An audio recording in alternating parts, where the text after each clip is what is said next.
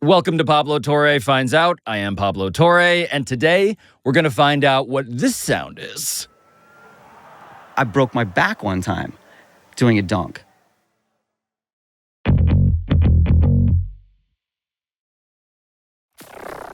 So there are some episodes, Ken, that I've been wanting to do forever, since before the show launched, and this is one of them. I've been chasing you. You know this. I want people to appreciate this. I've been chasing you for a while. It's been over a year, yeah. But I guess for people who don't know, your alter ego, Kenn Solomon, thank you for being here in studio, by the way. My pleasure. How do you describe what you did for 33 years? I told people for a long time that I play dress up for a living. I just found, by the way, the other day, I was going through some boxes. I found my first credential. It says, Kenn Solomon, entertainment guy. I just made stuff up all the time. I was having fun.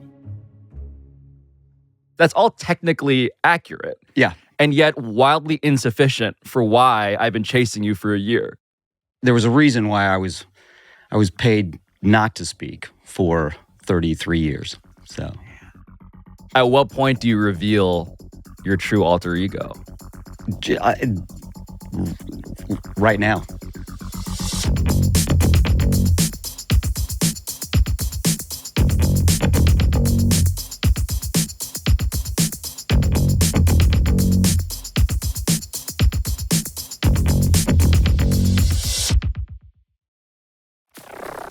I'm going to workshop your cocktail party response to, hey, what do you do? You were the greatest mascot in sports. Wow. Let alone the longest tenured mascot in the NBA, let alone the most athletic, the most memorable, the guy whose highlight reel is as good as any player's. What was your alter ego's name? Rocky. So I just got to jump in here to point out that the presently calm voice of Kenn Solomon does belie the wildly kinetic absurdity of his alter ego, Rocky the Mountain Lion, the spirit animal of the Denver Nuggets and mascot Hall of Famer and documented enemy, by the way, of multiple basketball Hall of Famers. And Rocky, of course, has never uttered a single word. And so his truly unique acrobatics, from the reverse half-court shots to all of the parkouring around the Pepsi Center to the climbing to the roof of the building, all of that is what spoke for him. But the initial spark for this episode wasn't even one of Rocky's death-defying maneuvers. It was an unforgettably bizarre and incredibly viral example of what looked to be the opposite, actually, as you'll see in a bit here. Which is all to say that what I wanted to find out today was the secret life of the human being deep inside that suit. Why couldn't you talk about being Rocky for so long? I really lived this character. And back when I started, there were no real rules about mascot. We were making it up at the time. It was the Wild West of mascots back then. When I was hired, we discussed this, the Nuggets and I, and we ended up just deciding, hey, let's keep this mute. I was more for that than they were, and they hadn't really even thought about it. But I said, I want to do it this way. I thought it would build the mystique of the character. When Rocky was first introduced, they told the whole story with a news thing. It was a pre-recorded thing, but it looked live. And they said, ladies and gentlemen, there's been a big storm. And people all of a sudden got up and left. There were probably about 1,000 people that got up and left the game, literally to go take care of their livestock. This is like War of the Worlds when they announced like an alien invasion on the radio. People were like, "Oh shit, I gotta go save my family." Right, that's what they were doing. And the suit, can you describe what it felt like to climb into it? What's the sensation of inhabiting it? When I was in college, I was a college mascot as well. There is a sensation. There is a change. that happens. There was a character, there was a personality, there was a, and a lot of what you see is the guy on the inside. That's his personality on steroids. I mean, you're not going to really do anything that's not deep inside you. You push out the personality, and it takes a lot to push that out. You communicate physically, which I had a history of, growing up that way. My heroes were Shields and Yarnell. They were a couple. They had a variety show. So I started miming when I was a kid because of Shields and Yarnell. The origin story of you, let alone the origin story of Rocky, these are trajectories that converge, because you being obsessed with, essentially, with miming, and the question of how do I get to express myself without speaking? For me, it was, I was terrible in school and always thinking outside the box. And I was at a baseball game in Las Vegas, the Stars baseball game, and the San Diego Chicken was there. And it just clicked for me. I'm doing that. I'm doing that. How did your parents react when you said, I want to be the San Diego Chicken one day? They were all for it. They were always pushing the boundaries themselves. My dad was a cheerleader in high school and in college. I mean, he taught me how to rappel when I was 11. When I was 8 years old, he let me, my brother, and my sister hike across the Mojave Desert by ourselves, 110 miles. Jesus. They were very supportive. My dad built and my mother sewed my high school mascot costume.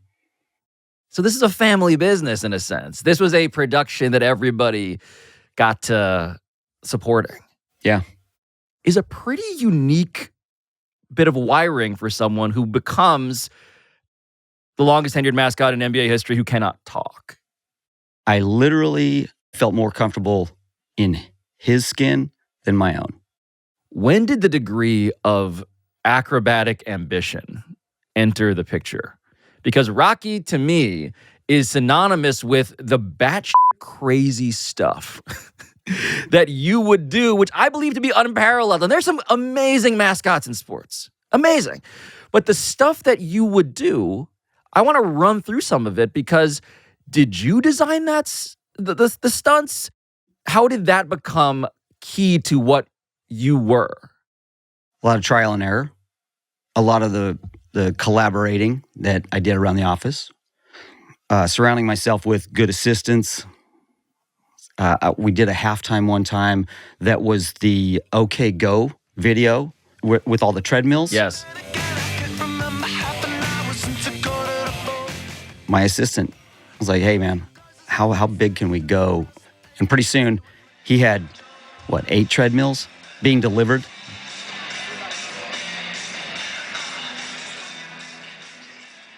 Which of the stunts was the hardest one? Get set, go! I had this thing where I'd climb. I was always trying to take things to the next level.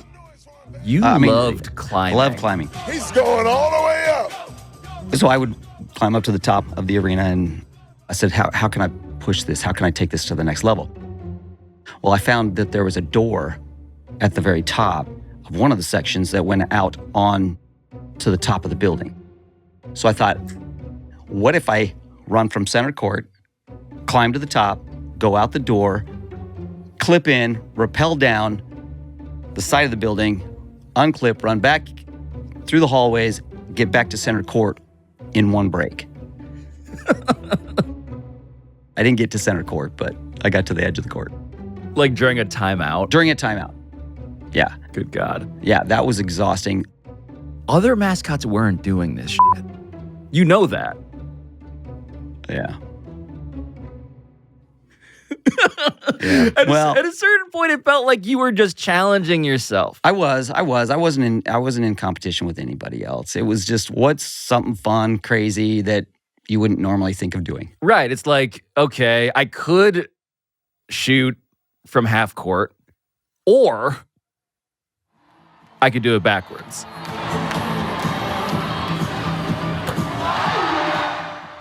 It's just absurd. I mean, at one point, like, you mastered roller skating. I was roller skating since I could walk.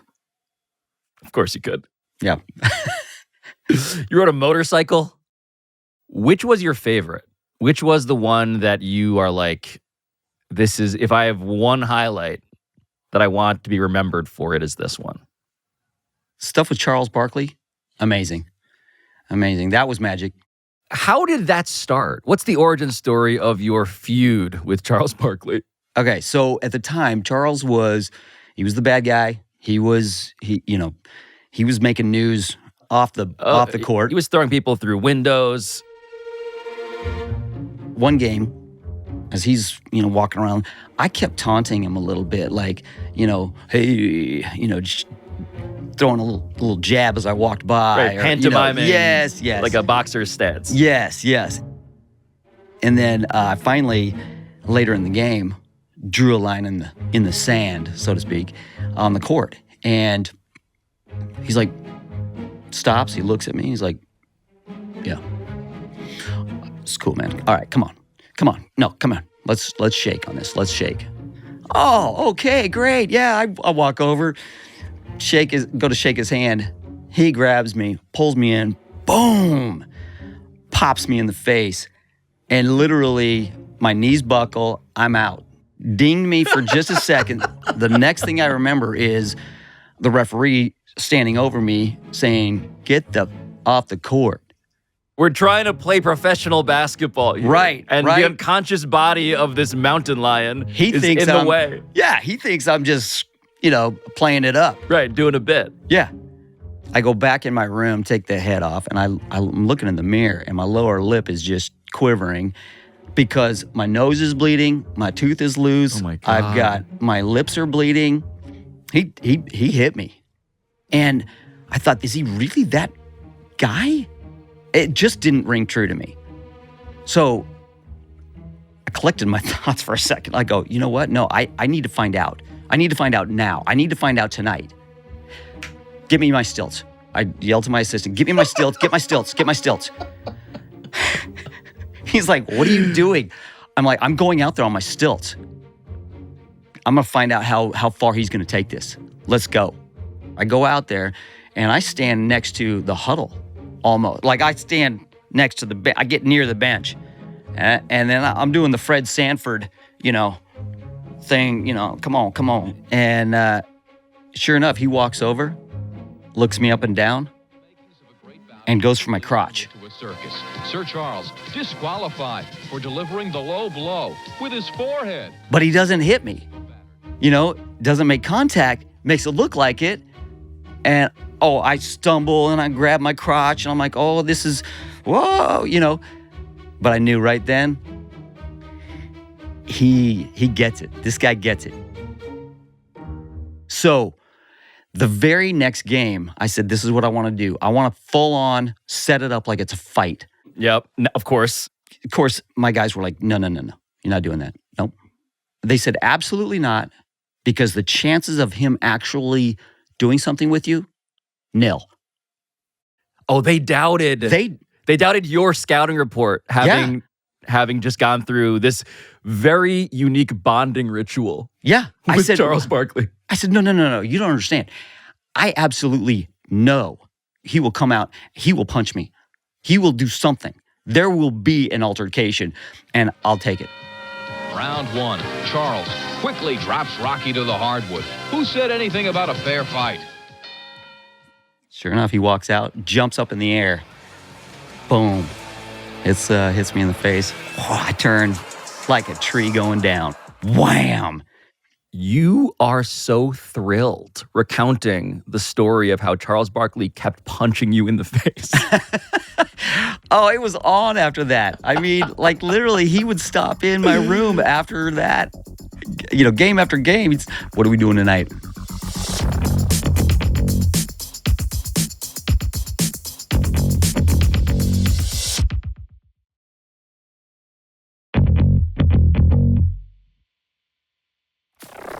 Has any other player embraced your calling the way that Barkley did?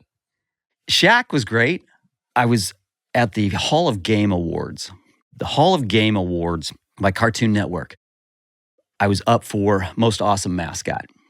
So I was on stage with he and Nick Cannon in California. An incredible Mad Lib so far.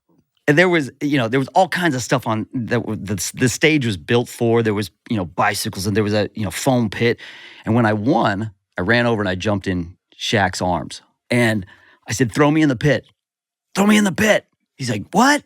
Throw me in the pit." I'm being held underneath my armpits, and he tosses me like I was a little kid. I literally giggled as I'm flying through the air.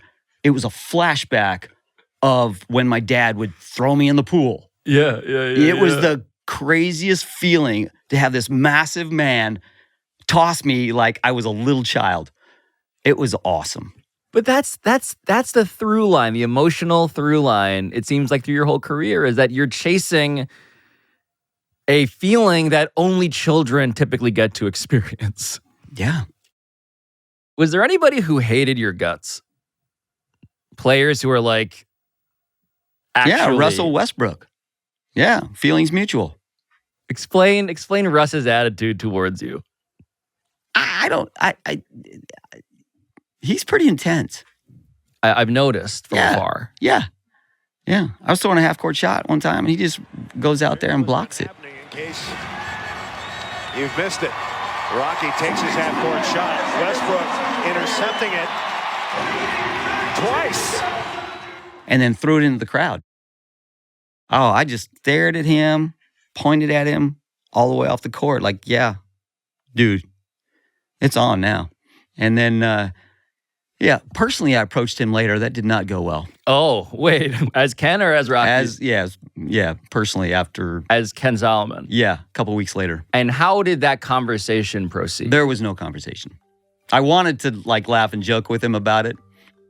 Yeah, he was not going to even talk to me. Wow. Yeah. What an asshole. Glad you said that. I didn't say that. Russell Westbrook, I do need to point out here, is now on the Denver Nuggets. He just signed there in July. And, there's no word yet on whether Russ also wants to knock Rocky out like Charles Barkley once did. But this does bring me back around to my initial curiosity about this foam mountain lion, which was an admittedly hilarious viral clip that I've been sending to my friends for years now. Rocky is going 5,315 feet in the air. You can see Rocky being lowered from the ceiling, ostensibly rappelling here, except he is visibly limp, seemingly unconscious, honestly, except for his enormous white eyes, which happily remain, as always, wide open. When I finally looked at the footage of that, I was like, oh, I just cringed. Yeah, that really did look bad. What happened, Ken? So I had practiced this bit. I wanted to come down and act like I was landing on the moon type of thing. We'd practice this, get in position. I'm clipping this harness on and I've also got the full body harness underneath. They put the rope through my collar, clip in, go, go, go. They open the gate, step out on the I-beam, go, go, go, step off the I-beam. And all of a sudden, I realized my jacket was zipped up still. I was supposed to unzip it. So if you can imagine the rope going through your collar. You're pantomiming a noose right now. Yes. And all of a sudden, that collar is just digging into my neck. It was the collar. It was the collar. What a thing to find out on this show. Yeah. It was the collar. It was the collar. Yeah. And all I thought was, that hurts so bad. Oh my gosh, that is cutting into my neck. Oh my gosh, that hurts. Ow. I cannot wait to get down. That was it. That was the last thing you remember. Yeah. I mean, I was out that fast. Ow, wow. It was like a full-on like MMA chokehold. Out. And the next thing you recall after that is what? I woke up on the court. It's all black, and I hear so faintly, Rocky, are you okay? Rocky, are you okay? And it starts getting louder. Rocky, are you okay? And then all of a sudden, it just goes, whoa, like it just came all of a sudden loud, and my eyes were opening, and I hear, really loud, Kenn, are you okay? And I jumped up, slapped my guy on the back right there, and said, I'm going to go in the back. Took off running. Yeah.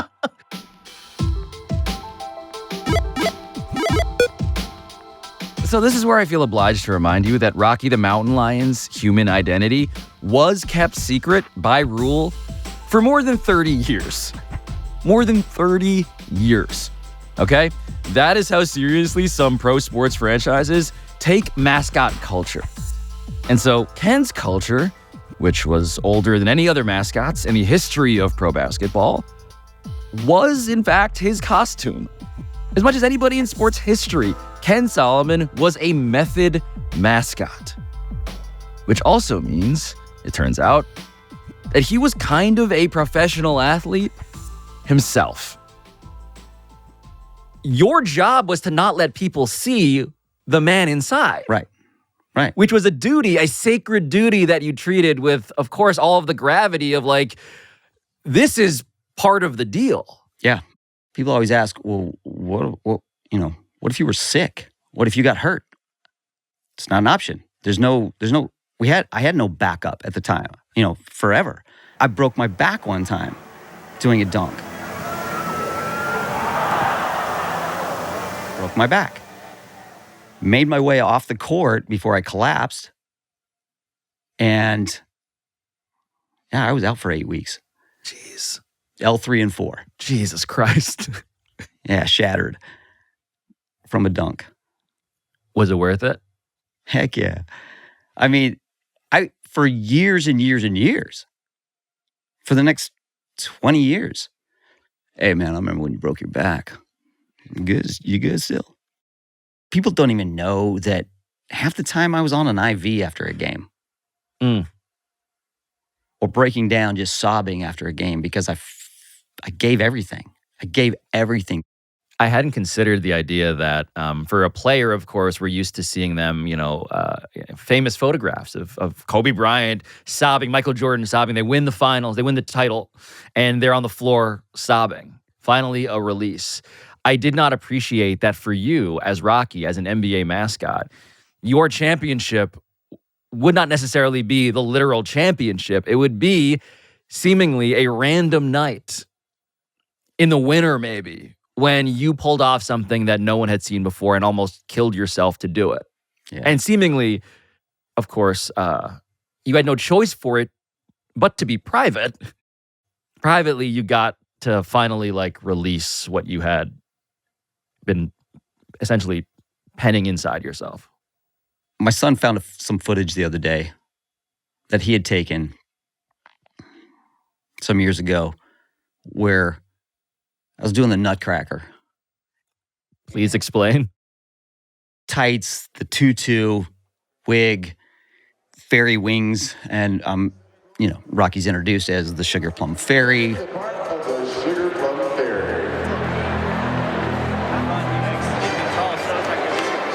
The bit is go out there, run around, grab referees' butts and, flit around, and there's a balance beam on the court that has been brought out. I end up getting up on the balance beam, doing this little thing, and then at the crescendo, I drop on the beam, straddling it, and then slowly fall off to the side, bam, land on the ground, grabbing my crotch, and the announcer says, "Ladies and gentlemen," The Nutcracker. place comes apart. I walk, stumbling and get back to the curtain. I come out of character at that point, walk back to the room, take off the head, and the footage is me just hacking and coughing.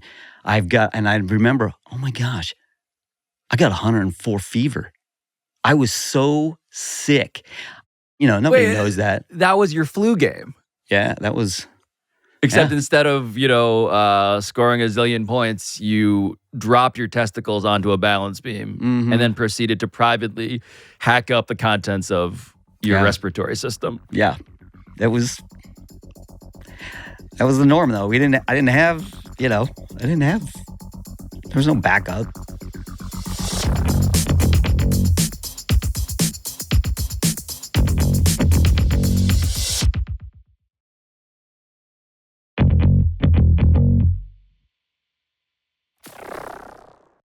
I underrated, even as a fan of your work from afar, the degree to which your life has been an athlete's life.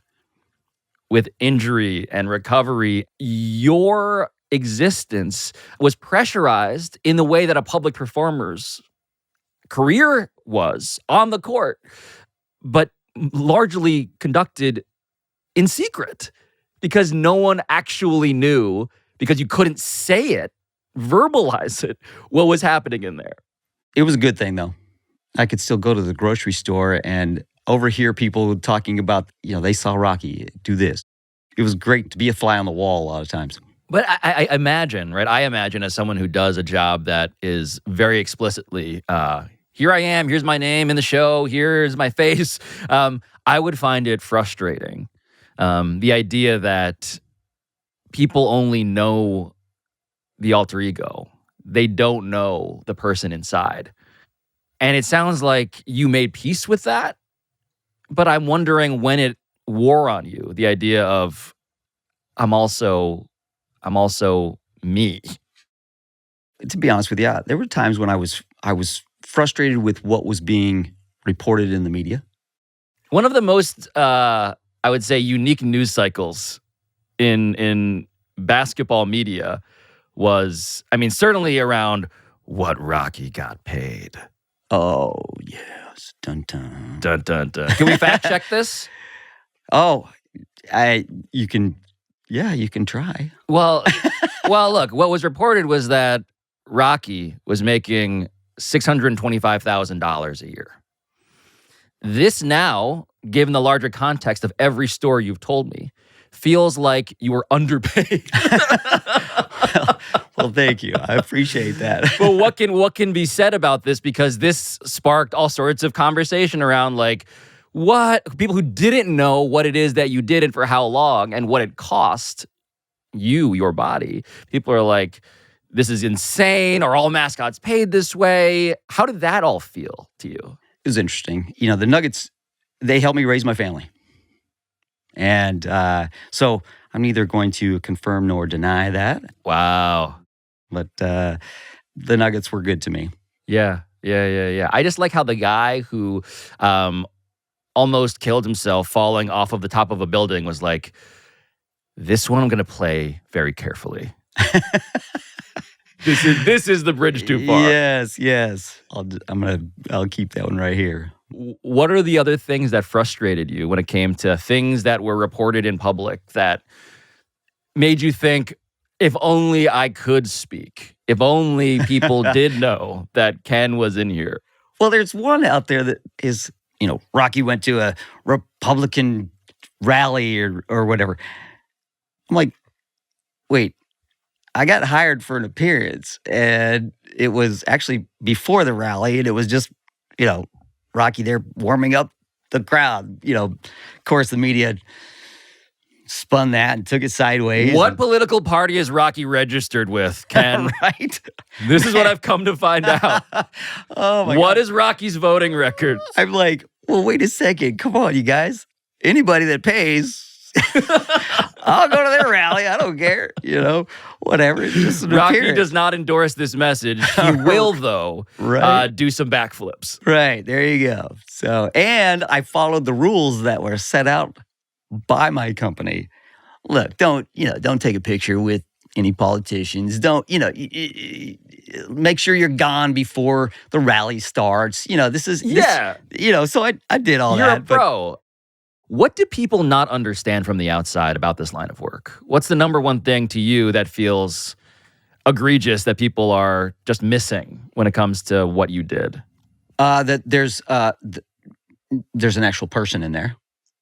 When did that get the most frustrating? Oh man, how many times are you gonna pull my tail? How many times do I have a parent say, "Go pull his tail. Go pull his tail. Go pull it."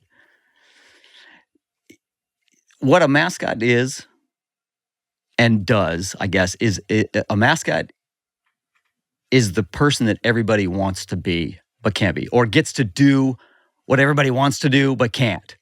So they think that they can do whatever they want to a mascot as well. You're like the god of rambunctious children. Yeah. Well, hold on. In fairness to them, I think they're trying to do what you did to Charles Barkley. They're thinking, I thought this was fair game. Right?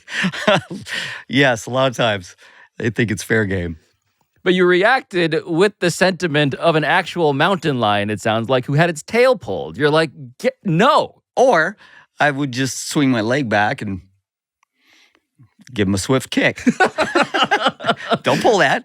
Well, that's the other part about being a mascot, Mess I imagine. with the bull. Is that, like, you can also get away with some stuff. Oh, yeah. Oh, yeah. Yeah. As long as you pull it off the right way. How does one pull off beating up a fan the right way? Because I've seen you hit some fans with pies, with some cakes. Mm-hmm. What's the key? What's the key to threading the needle of I am doing something to someone and they're liking it? They don't necessarily need to like it. You just have to do it the right way. So, for example, inevitably, every game, Rocky, get out of the way. Rocky, you suck. That type of thing. I'll be like, oh man, come on, it's okay. Come on, you and me, we're pals. Let's go. Come on, give me some. So I'd reach out, I'd grab their hat. What was the best was when we were on the upper level and I could send it down to the lower levels. Oh man. My assistant runs and gets it, or the people throw it back to them or whatever. But I got a little of something in on them. It had to feel good. Oh, yeah. Yeah. I mean, you can't go ham on anybody. Although I do enjoy the fact that you basically have a license in an NBA building that no one else does. Yeah. You are doing things by virtue of your occupation that would get everybody thrown out immediately. Yes. Like grabbing a player's butt. What's the art of grabbing a player's butt? Have some character. Don't just do it. It's the whole build-up. It's the whole ending. You got to have anything that a mascot does. If you're a good mascot, you're telling a story constantly. Telling a story. I pantsed a player one time while he was about to inbound the ball. Was he in on it? No. I love that you were perpetually, again, as this athlete metaphor continues to crystallize for me, you were perpetually heat checking. Oh yeah. You're like, I could get away. This is gonna work. Yeah. Who did you pants? I don't even. You don't even remember. This is incredible. You don't remember. Yeah. It was. That's so funny to me. Yeah. Got a fine for that one. Got a lot of fines. Who fines you? The NBA. The NBA fines you. Yeah. What's the damage like on these fines? Anywhere between 5 and 7. Do you have any idea how much money you lost to fines in your career in the NBA? Wow, no. It would equal probably around 50,000. Somewhere in that neighborhood. Again, sounds like it was worth it. Every minute.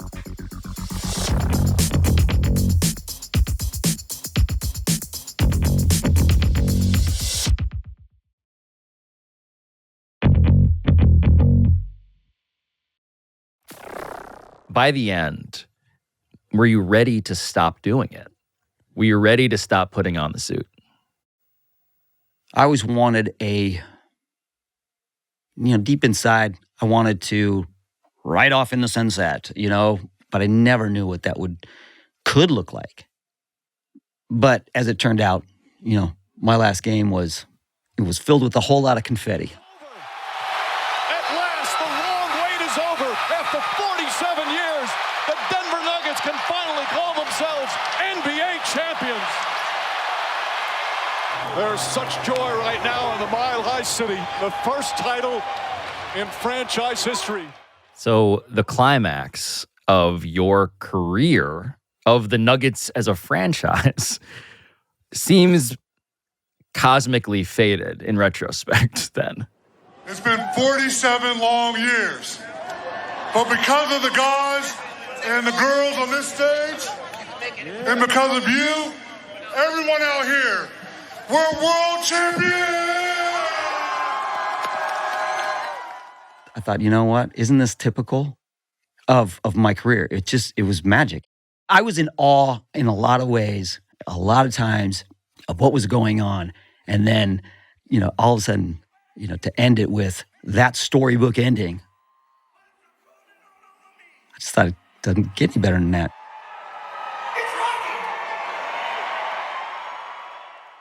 Rocky was my best friend.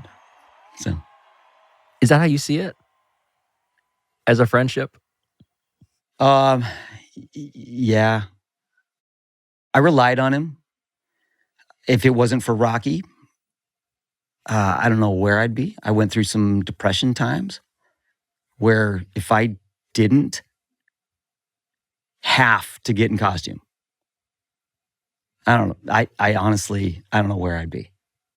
I'd go put that thing on and be able to escape.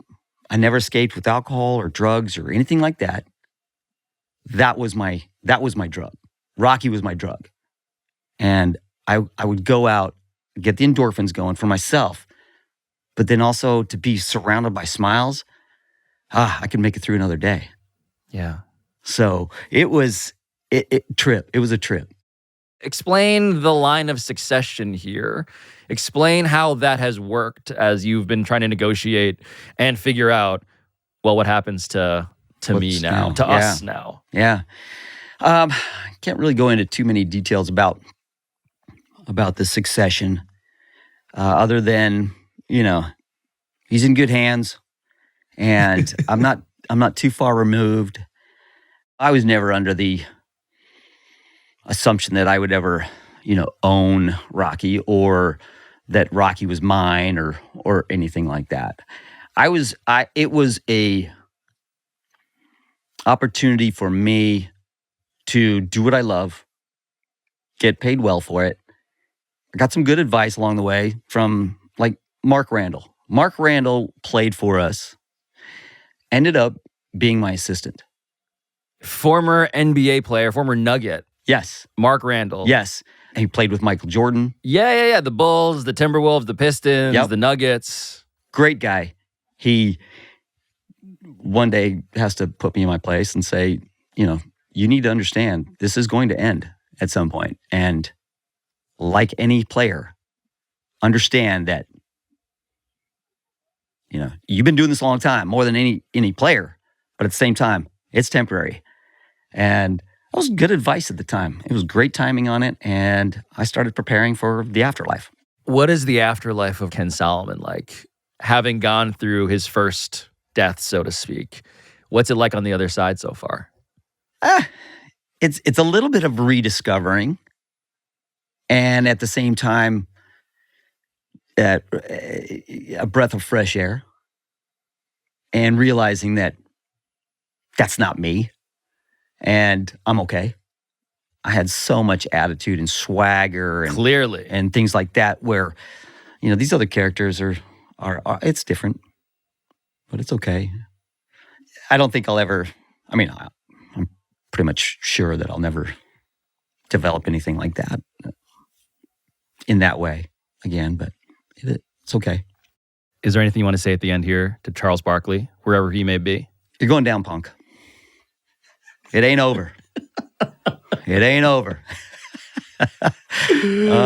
Those guys have been so fun. In the finals, he and I did a little jersey exchange. Sir Charles will now present Rocky with a signed Phoenix Suns jersey, and Rocky will present Sir Charles with a game-worn jersey from the 1990s.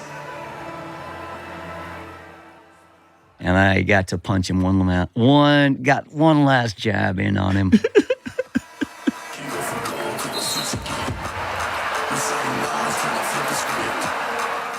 That was awesome. I'm just glad you both remained conscious. Yes. And no bloody lip. Yes. It has been really good to meet your best friend. It's even better, Kenn Solomon, to finally meet you. So thank you so much for doing this. Thank you. My pleasure. I'm honored.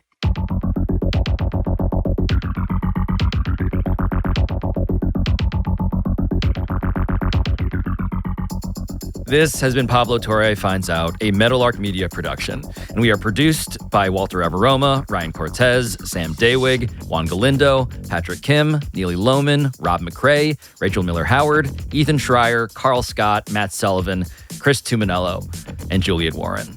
Our studio engineering by RG Systems. Our sound design by NGW Post. Our theme song, as always, by John Bravo. And we will talk to you next time.